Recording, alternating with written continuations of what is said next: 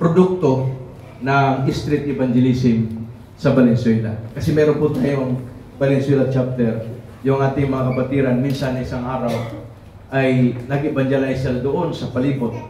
At siya po ay kapitbahay lang namin. Doon po, kung makita niyo yung kung kayo makapunta ng Valenzuela, pag makita niyo yung pinakamalaki at mataas na bahay doon, kanila yun. So, siya po ay binata. Wala pa pong asawa, pero may-ari na sa kanya. Kaya, pasisya na kayo, na siya ipag-pray, ha? Baka kasi ibigay sa inyo, eh. Baka mas malakas kayo.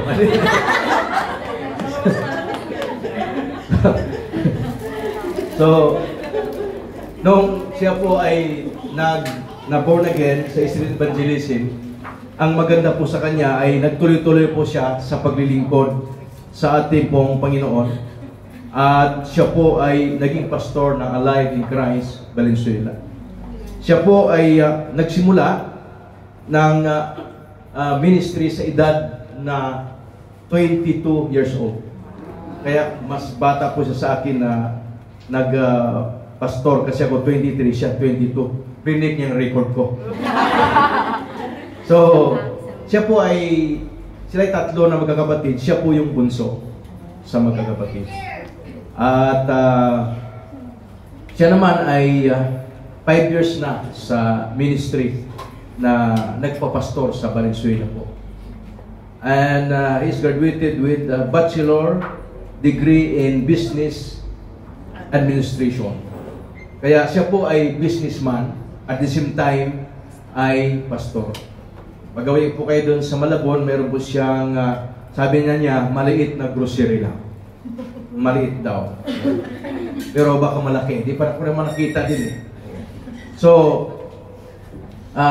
the same time po ay siya ay nag-oversee doon sa business niya. Tapos may isang pinapasturan, mayroon pa siyang business at may mga tauhan din siya. So, ngayong hapon ay naggalak po tayo na hindi po tayo niya binigo. At kanya pong pinanglakan ang ating pong imbitasyon sapagkat pangarap po natin na lahat ng mga pastor ng Alive in Christ sa Pilipinas ay isa-isa na makapunta sa Hong Kong. Amen. Kaya ating ununa ang Metro Manila, sunod niyan ay probinsya na. Amen. So ating pong tinatawagan ang lingkod ng Diyos, walang iba si Pastor Earl Chua. Wala pa natin ako.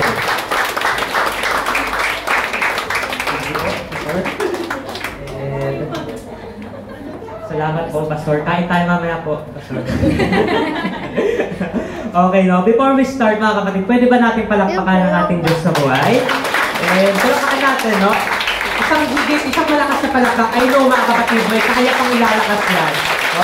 And let us all welcome the Holy Spirit in this place, no? Holy Spirit, thank you for guiding us. Thank you, Lord, dahil ikaw po yung nagbabago ng aming mga buhay. Di po namin, Lord, kaya magbago apart from you.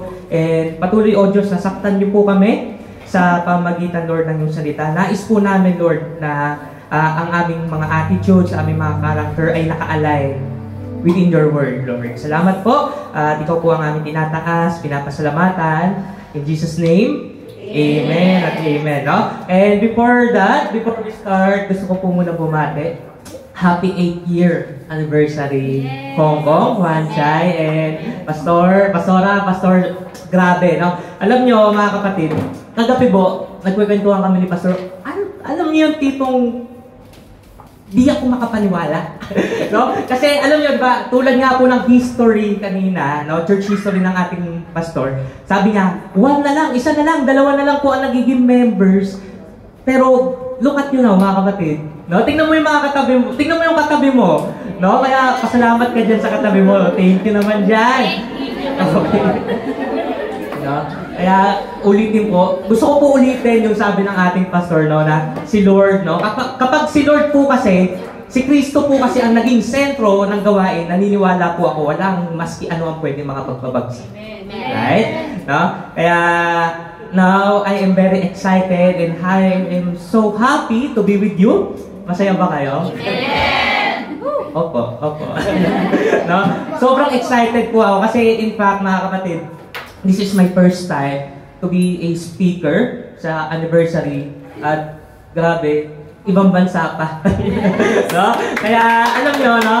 Madalas ko po sinasabi, ito matagal ko itong pinaghandaan eh. Madalas ko po sinasabi, sana all, sana all sila na ganyan. Pero isa po yung napatunayan ko, sa Lord, all things are possible, right? No? Kaya, alam nyo nga, bago tayo magsimula, sabi ko nga po kahapon, kasi nandito rin po ako kahapon. Sabi ko po, kung gusto nyong mabilis ang pastor magsalita, amen lang kayo ng amen. Ay, amen. Tapusin na natin. Parang gusto nyo na matapos, ha?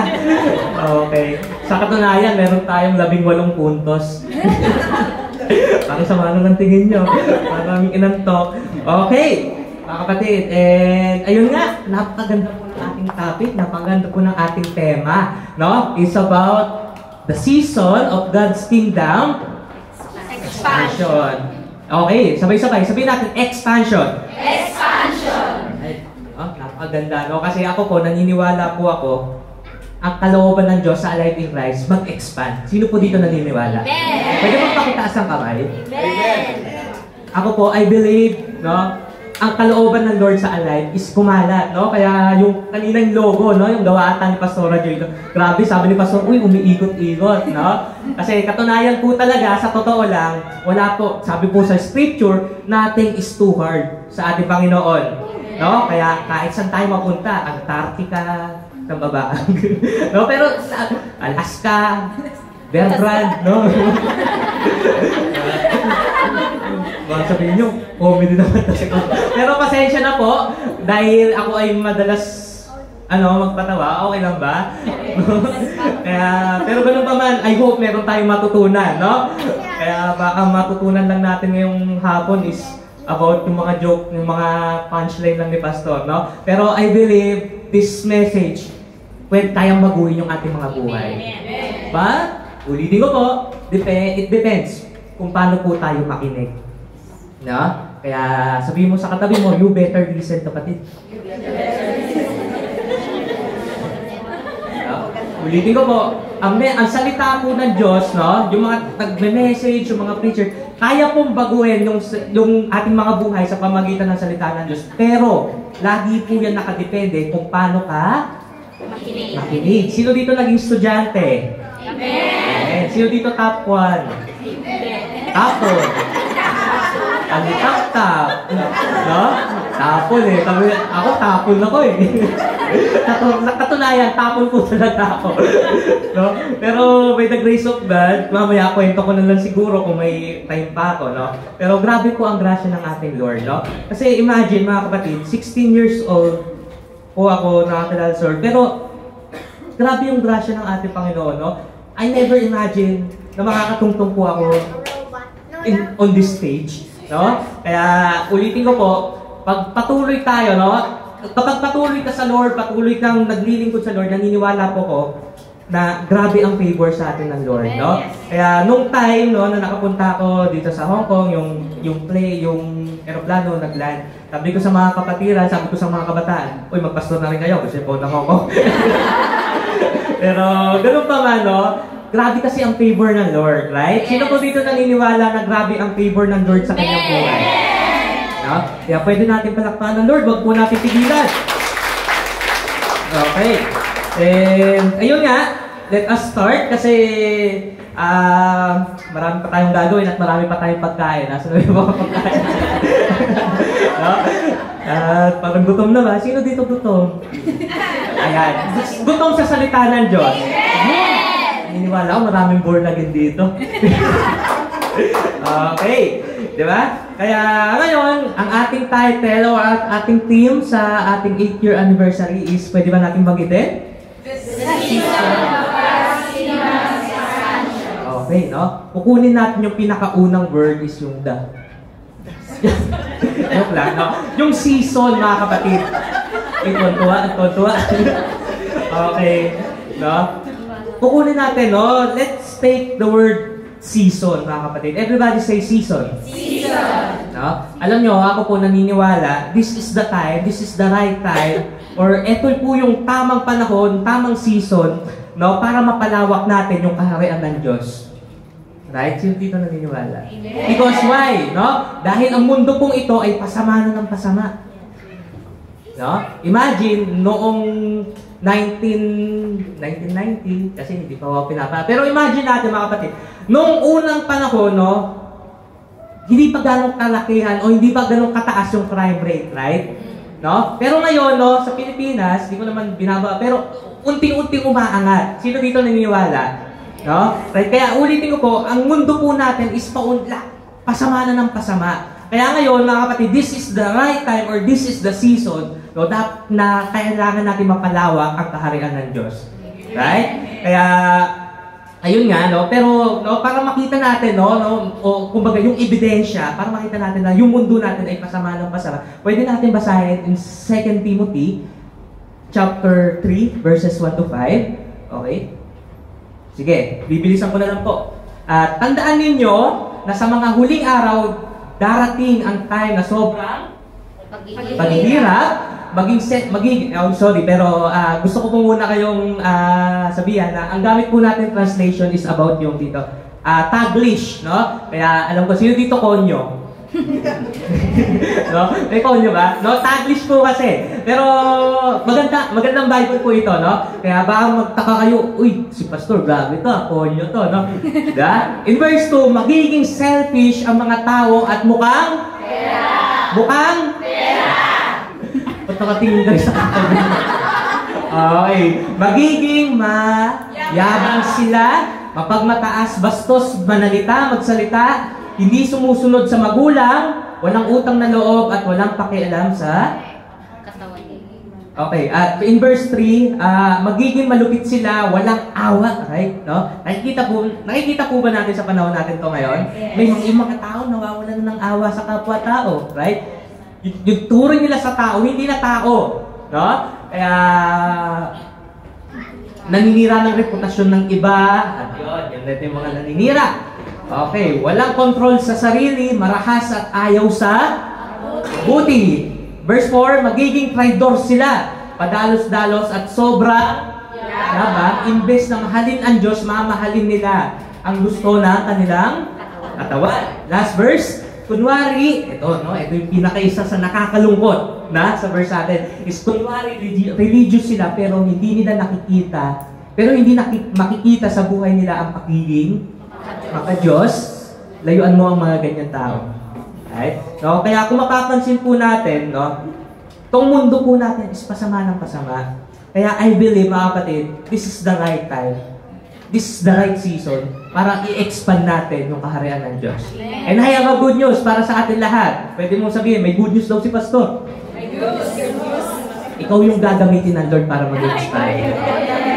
Right? Good news ba yun? O parang bad news ha? Okay. May good news tayo. No? Ikaw po ang gagamitin ng Lord para mag-expand yung kaharian niya dito sa lupa. Kaya, ayun nga mga kapatid, in order for us to expand His kingdom, kailangan may gagawin ka. No? Sabihin mo na, may gagawin ako. May gagawin ako. Okay, ano ba yung mga kailangan natin gawin, no? Bibilisan po natin. Unang-una sa 18 puntos is yung we need to be prayerful. Right? No? Alam nyo, ito nga, no? Sabi nga, nakapagkwentuhan kami ni Pastor last night. Sabi, this is the basic. Right? Diba? Sino dito naniniwala ang pagiging mapanalangin ay dapat talaga ginagawa ng isang Kristiyano? Right? Kasi nga, mga kapatid, akala natin yung basic is basic. Kailangan, parang binabaliwala na lang natin kasi basic eh. Alam ko na yan. No? Pero ulitin ko po, no, sa mga ganitong bagay, kapag nawawala po sa atin, is unti-unti tayong lumalayo sa Lord. Right? Sino dito di nakapag-toothbrush sa loob ng isang araw? Oy, pero totoo tanong ko lang naman, no? Ay, siguro walang sasagot para hindi sila ma-judge, no? Kaya nagtaka ako, walang tumataas. No? Pero imagine, mga kapatid, ito lang, imagine, hindi ka po nakapag-toothbrush sa loob ng isang araw. siguro sa tingin natin, may mangyayari ba? Wala pa naman siguro, tama? Kasi isang araw pa lang naman eh. No? Yung katabi mo, 3 araw na, wala pa. Yeah? Sa loob ng isang araw, pag di ka po nag-toothbrush, halos wala naman mangyayari, right? Pero, testingin natin. Sabihin mo sa katabi mo, testingin mo. 5 days ka hindi mag-toothbrush. May mangyayari ba? Sa tingin ko, meron na. No, medyo maninilaw.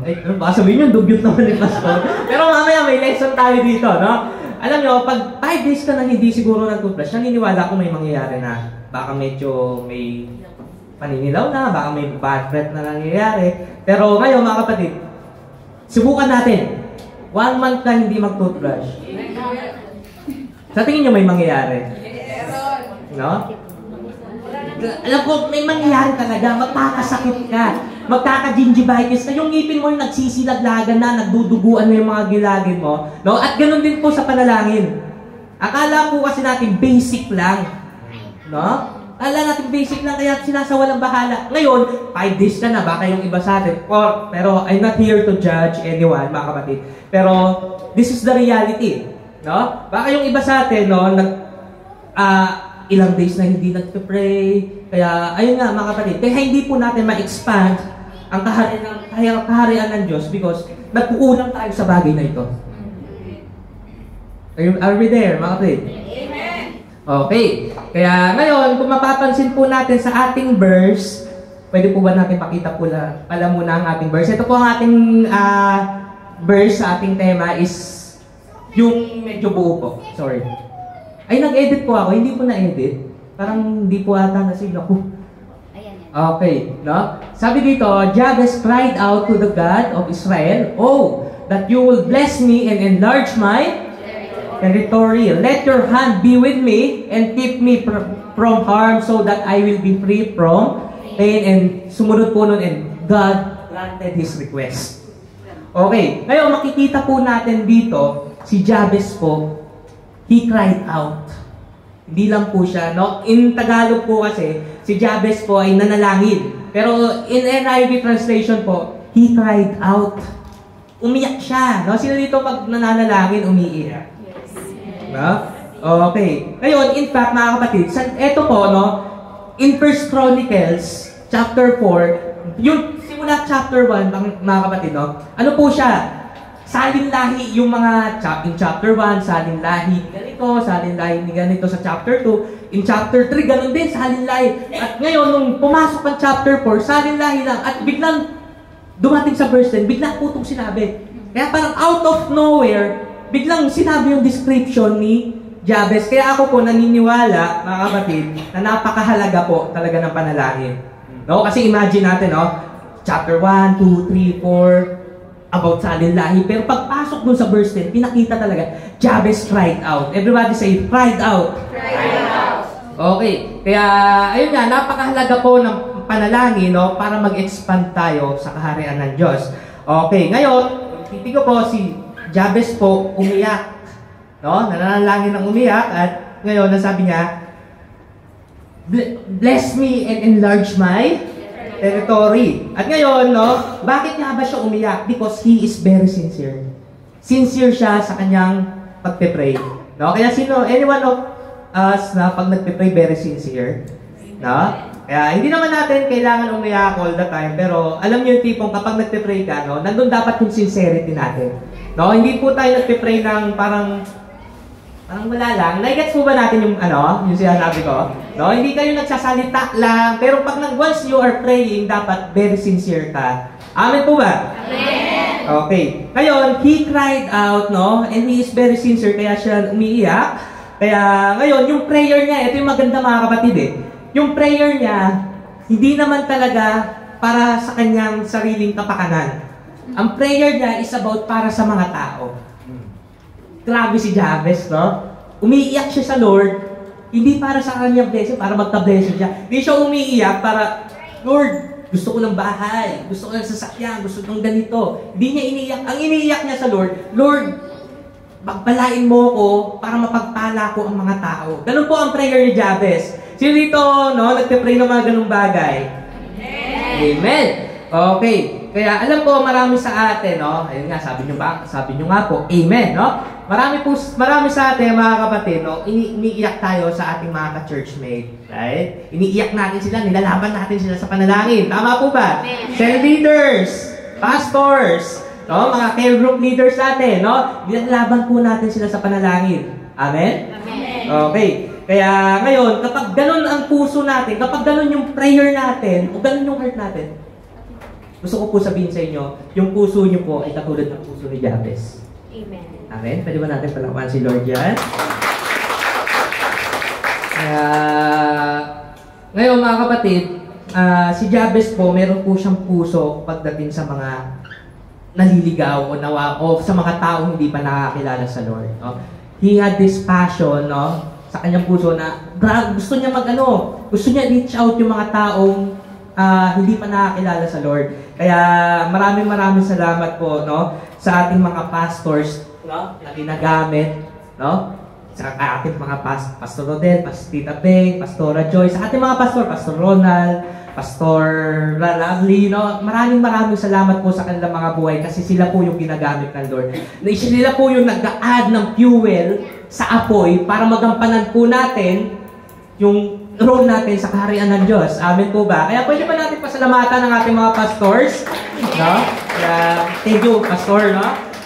Alam niyo po, isa rin kalakasan ko po na na-meet ko, naka-fellowship ko po sila dahil they added fuel, no, sa aking puso at unti-unti ko po nakikita yung importansya talaga ng ministry yung ginagawa natin. Kaya, you are so blessed mga kapatid. Gusto ko po sabihin sa inyo, you are so blessed na kasama niyo po si Pastor Rodel dito. Yes. No?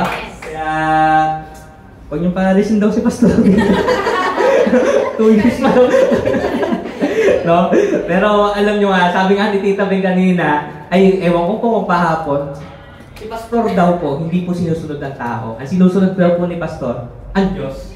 No? And it's a very good thing, mga kapatid, no? And even dapat tayong lahat, no? Dapat si Lord po ang sinusunod natin. Amen? Amen. Okay. Kaya ngayon, si Jabez po, meron po siyang passion, no? Meron po siyang puso pagdating sa mga taong hindi pa nakakilala sa Lord. Kaya ngayon, mga kapatid, ganun din sa ating mga nakakasalamuha. Alam niyo po ba kung bakit ka nilagay ng Lord dito sa trabaho mo? Kasi ako po naniniwala na hindi po lahat ng lugar na pupuntahan mo ay napupuntahan din ng kasama mo. Alam niyo po ba yun? Hindi po lahat ng lugar na napupuntahan mo, napupuntahan ko. Hindi po lahat ng napupuntahan mo, napupuntahan niya. Kaya alam mo kung ba't ka dyan nilagay ni Lord? Kasi dyan ka niya gagamitin. Yes. Kung ba't ka dyan nilagay ni Lord, para iwin mo kung sino yung nakakasalamuha mo. Nagets po ba natin? Are we there? Yes. Okay, kaya dapat, no, mga kapatid, once na nilagay ka ng Lord dyan, dapat nandun yung ano mo, no? Dapat nandun yung heart mo, nandun yung puso mo, na i-reach out sila. Kasi alam niyo po ako, kailangan kasi tayo ng ng mga taong hindi pa nakakilala. Yes, maybe hindi nila ma-appreciate yung ginagawa natin, bakit natin sila nire-reach out. Kasi, bakit? Di pa nila alam yung katotohanan, tama? Share ka na share, di naman nila alam yung katotohanan, kaya hindi nila ma-appreciate. At ako rin, ganun din po ako, that time, no? Di ko po ma-appreciate habang sinasharean ako, di ko rin ma-appreciate. Pero once na naintindihan ko, once na namulat ako, wow, salamat sa buhay niya na ginamit para makakilala Lord, no? Kasi imagine, no? Kung di ako nakakilala sa Lord, ang daming pwedeng mangyari sa buhay ko. No? Ito na yung kwento ko. 16 years old, yes, nakakilala po ako sa Lord. Pero hindi po ganun kabilis yung pagbabago ng aking buhay. No? Sa loob sa edad po na 15 years old, natututo na po akong uminom, natututo po akong manigarilyo, natututo po akong marijuana. Baka pahuli niyo ako, ha? Wag naman, no? Wag naman sana. Matagal na yon, 10 years ago. No? Malinis na. Pero ganun pa man, salamat sa buhay, no? Ng ating leader, Ate Christine, dahil ginamit siya ng Lord, no? Para makakilala ako sa Panginoon. Kaya, ganun din, no? Kaya, alam niyo mga kapatid, hindi ko po sinasabi ito to give glory sa kaaway. Sinasabi ko po ito kasi posible ikaw yung gamitin ng Lord para yung mga taong malayo sa Lord, ikaw yung gagawin para mapalapit sila. Amen. Amen? Amen. No? Kaya, ngayon nga, in second, no, sabi niya dito, no, he prayed, no, he cried out para sa mga tao. At ano yung prayer niya? That will bless me and enlarge my territory. Okay. At ngayon, tulad nga po sabi ni Pastor Rodel kanina, diba, sabi ni Pastor Rodel kanina is, yung nagsisimula po sila dito sa Hong Kong or even doon daw sa Pilipinas, wala raw song leader si Pastor Rodel, tama po? No, isa daw si singer, isa daw si preacher, ay nakakapagod po yun, no? Kaya sabi sa akin, Pastor Rodel, kakanta ka, ha? Tsaka na. Pero ganun pa man, no? Hindi po, parang ang sabi po ni Pastor, the word na sinabi ni Pastor kanina is, kampante siya. Kasi why? Doubtless si Pastor kasi alam niya, ibibigay ng Diyos kasi kalooban ng Diyos. Amen. No? Kaya once we are, dapat maging katulad tayo ng ni Jabez Paano siya manalangin? Doubtless Diba? Grabe no? Tapang niya dito, that you would bless me and enlarge my territory. No? Kaya ako po naniniwala, kapag sinasabi mo, no, na gusto mo pagpalain ka ng Lord, at naiintindihan mo yung pagpapala na yon, it's not all about you. Kasi ganito yung mga kapatid, no? Alam mo kung bakit ka pinagpapala ng Lord? Sino dito na alam kung bakit niya pinagpapala ng Lord? Pinagpapala ka po ng Diyos para maging pagpapala sa iba. Amen. Pinagpapala ka po ng Diyos upang maging pagpapala sa gawain ng Diyos. Amen. No? Kaya pwede ba natin palakpakan yung ating mga buhay? Dahil ganito po yung ginagawa natin, right? Okay, kaya ayun nga, alam ko po, ito po ay naging conference natin last week, no? Is yung about church planting. Tama po ba ako? Yes. No? And church planting is one of the most, hardest ministry. Naniniwala po ba? Napakahirap po ng church planting kasi magsisimula Sino dito marunong magtanim? Mga plantito, mga plantita. Meron ba dyan? No? Diba? Pag magtatanim ka, yung seed pa lang, buto pa lang, ay nako. No? Lalong, Huwag lang munggo kasi munggo mabilis talaga. Pero kung imagine mo, magtatanim ka ng mga puno o mangga, matagal yan. Tama po ba? No? Pero ganun po nga, di ba? Ang church planting is ganun din, napakahirap. Kaya, ayun nga, di ba? Kaya thank you sa atin, no? Dahil yung mga pagpapalang na re-receive natin is naiintindihan natin kung paano natin gamitin. No? Natututo tayo magbigay. Alam niyo po ba, meron po ang verse sa atin, no? Once you are faithful, once you are giver sa gawain ng Diyos, meron po akong verse, no? Kaya you better ready. Sabihin mo sa katabi mo, mag-ready ka. Ready. Ito, Philippians 4 verse 19, sabi dito, and everyone, pwede nyo po ba akong sabayan? And my God will meet all your needs according to the riches of His glory in Christ Jesus. No? Pag ikaw po ay nagiging mapagbigay, ito po ang sinasabi ni Apostol Pablo, God will meet all your needs. Okay mga kapatid, gusto ko po sabihin sa inyo ang context nito. Ang context po nito ay hindi para sa lahat. Sad to say. No? Kasi baka akala mo para sa iyo to. No? Ngayon, ang verse na po ito is para sa mga taong nagiging mapagbigay kahit napakahirap na nabuhay. Alam niyo po kasi, sinabi po ito ni Apostol Pablo nung time sa mga Philippians na sobrang hirap ng buhay nila noon.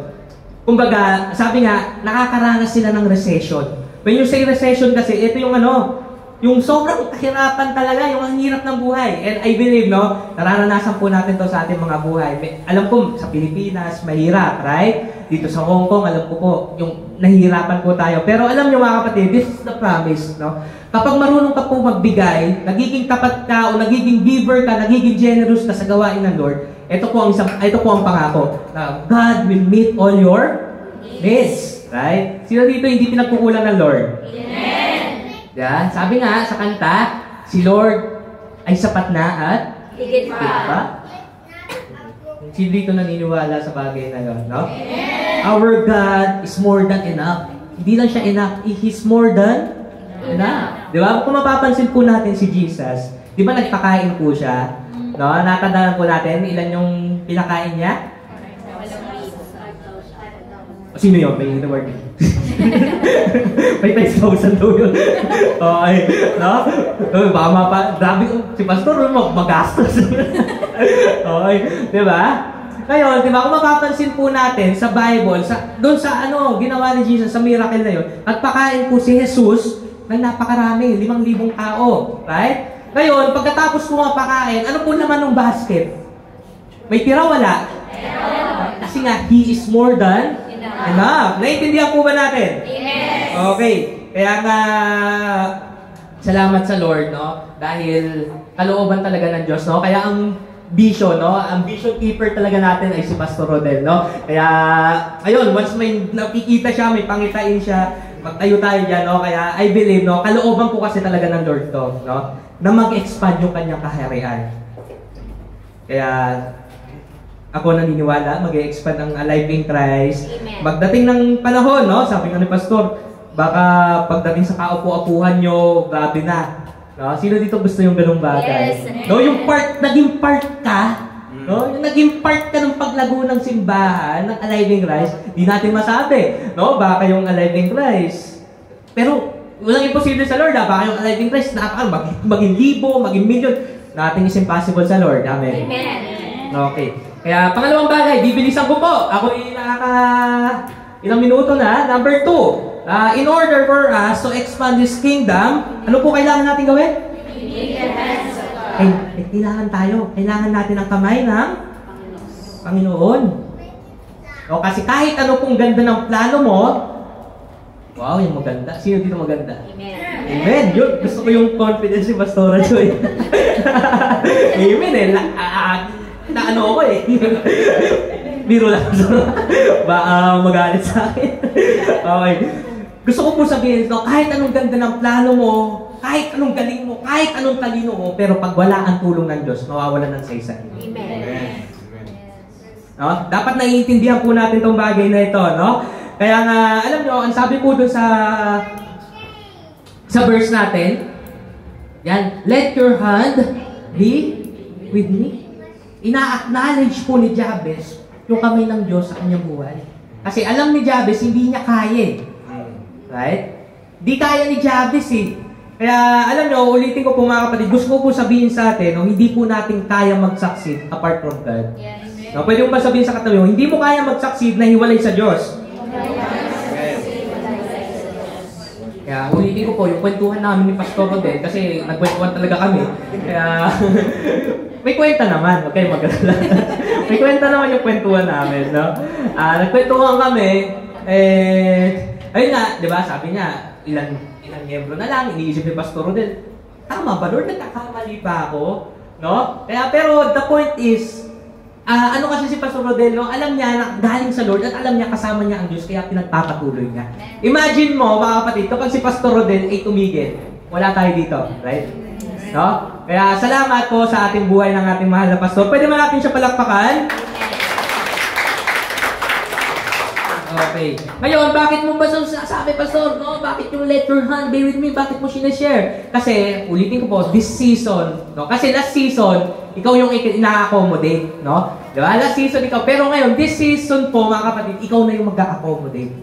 Right? No? Kaya nga, ikaw na yung gagamitin ng Lord. Sana naiintindihan po natin, no? Kaya ikaw yung gagamitin ng Lord sa kanyang kingdom. Kaya sabihin mo sa katabi mo, you must involve. Oh, yeah. Kailangan makisangkot.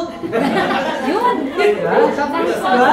Dapat makisangkot tayo, no? Kasi this is the problem, mga kapatid.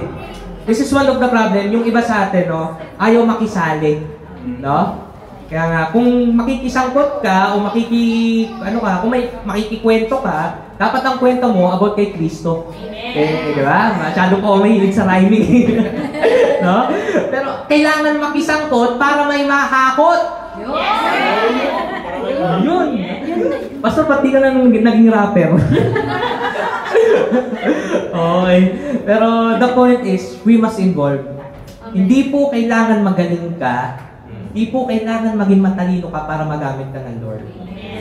Ako po, personally, mga kapatid, di po ako graduate talaga ng di po ako graduate, no, ng bachelor degree ng theology, di po ako graduate, no. Kumbaga, ang naging teacher ko po talaga, si Lord. Pero, I hope, nakikita naman sa akin yung pagkilos ng Lord, no. Kaya ako po naniniwala, hindi po natin kailangan maging magaling. No? Ang kailangan po natin may puso. No? Kaya, sabihin puso! Puso!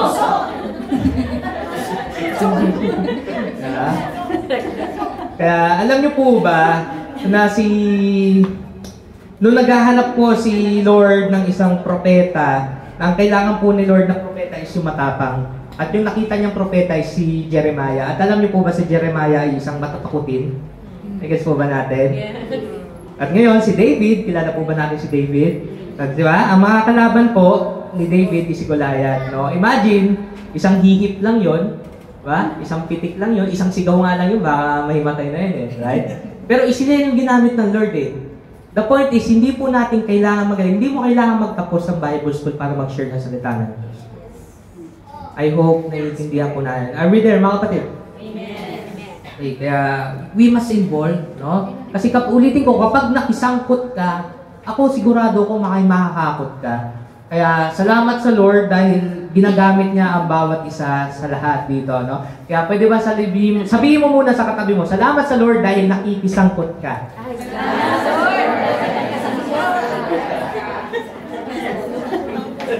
Okay?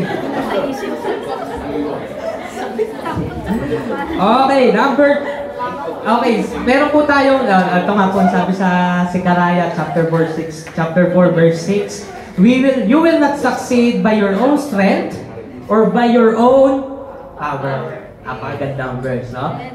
But my spirit says the Lord, all powerful. No?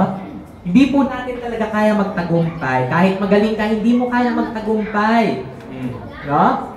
Kailangan kasama natin si Lord. Amen. Okay. Number 3, last one. Kala nyo, joke lang yung 18. Hanggang 3 lang po talaga tayo, no? In order for us to expand His kingdom, ito po yung kailangan natin. We need kailangan natin yung pag-iingat ng Diyos. Sa ating verse, okay, and keep me from harm so that I will be free from pain, and God granted His request. Amen? No? Kaya alam nyo mga kapatid, hindi po natin kaya mag-expand yung kaharian ng Diyos, no? Hindi po natin kayang gawin kung wala yung pag-iingat niya. Amen. No? Why? Kasi nga mga kapatid, ikaw po yung magiging number 1 target ng kaaway. No? Sabihin mo sa katabi mo, ikaw yung number 1 target ng kaaway. Naka-ano ka eh, naka-scope na sa yung, nandun na yung sniper eh. Pipitikin ka na lang. Baka meron ah. Okay, kung baka meron nga, kinabahan ako. Biro lang. Pero gusto ko po sabihin, no? The more you attempt to have an impact, no? Sa mga nakakasama mo, ikaw po yung pinaka-prone na maging target ng demonyo. In fact, yung demonyo po, everywhere nandyan yan. Sa kaliwa, sa kanan. Tingnan mo yung kaliwa at kanan mo.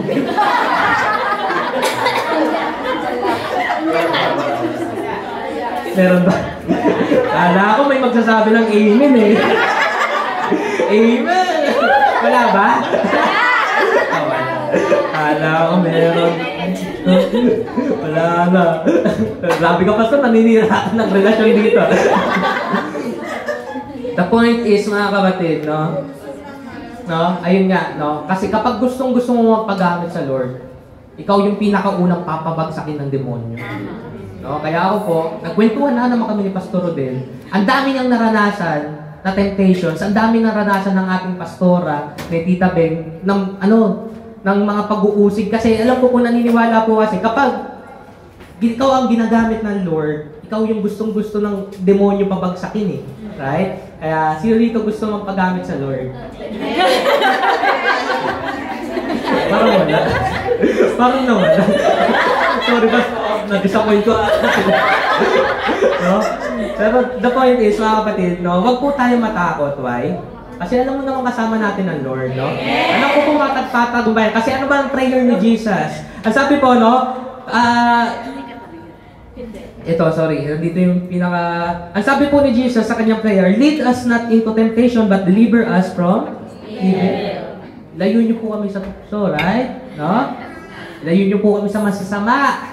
Kaya wag po tayong matakot kasi kung alam natin na kasama natin ang Diyos. No? Sabi nga, if God is with us, who can be against us? I hope naiintindihan natin yung verse na yun. No? Kaya, ayun nga, number 1 topic ka, no? Number one, ano ka ni Satan eh. Number one target ka. No? Kasi nga, di ba, sabi dito, if Satan can stop you, he will delay you. Kasi hindi ka makahinto eh, di ba? Hindi ka mapahinto ng kaaway. Ang gagawin na lang ng kaaway sa'yo, papapagaling ka. No? Kaya mga kapatid, kaya dapat, no, although kahit pinabagal, yung demonyo, alam nyo kasi ang demonyo, ano eh, kung sinungaling ka, mas sinungaling siya eh. Right? Kung madaya ka, mas madaya siya. Kaya, ayun nga mga kapatid, gusto ko maintindihan natin ito, no? Huwag tayong hihinto, no? Yes, pwede tayong madelay, pero kapag kasama natin si Lord, no, ako po, naniniwala, kaya ni Lord i-restore yung mga ganung bagay, no? Tulad ng ating Macau, no? Diba, medyo naging matagal ang proseso, no? Pero nilalaban ng ating pastor, hindi humihinto ang ating pastor. Amen. Right? And now, makikita natin, wow, grabe, right? No? Kaya isang buhay na patotoo yun. And I hope, no, na naiintindihan natin kasi, ayun nga, dapat ganito yung heart natin just like Jabez, no? Marunong tayong manalangin. Ano po ba yung second point natin? Number 2. Sige nga, sino nga? We need the hands of God. Kailangan natin ang Diyos at yung pangatlo natin, we need His protection. Right? No? Kasi nga, ikaw yung number one target ng demonyo. And ngayon, no, ulitin ko po, ang alive in Christ ay patuloy na lumalago at lumalago at lumalago. No? Kaya kailangan natin itong mga bagay na ito for us in order to expand His kingdom. And I hope meron tayong natutunan. Amen. Thank you, sister. Ikaw na. Amen. And let us all stand. Lord, salamat po sa hapon na ito na ikaw po yung nagtuturo sa amin. Salamat, Lord, dahil ikaw po nagbibigay sa amin ng lakas. Ikaw yung, Lord, na nagbabago ng aming pananaw. And naniniwala po kami, Lord, ang alive in Christ. We declare, Lord, ang alive in Christ ay patuloy na dadami at dadami. We have this goal, Lord, na ang alive in Christ this year, naniniwala po kami, lagpas po sa aming mga daliri ang madadagdag. Sa alive in Christ. Maraming salamat, O Diyos, sa mga taong ginagamit mo, and I pray sa mga taong sa mga pastors, sa mga leaders, sa mga ginagamit mo, Lord. I pray na ingatan niyo po sila, proteksyonan niyo po sila. Maraming salamat, Lord, dahil we always depend on you. Di po namin kaya, Lord, magtagumpay, nahiwalay sa'yo. At nais po namin, Panginoon, na ikaw yung maghari sa aming mga buhay. Kaya ito po yung pinagpapasalamat namin, ito po yung pinapapurihan namin. And this we ask in Jesus' name. Amen. Amen. Maraming salamat sa inyong lahat. Thank you po.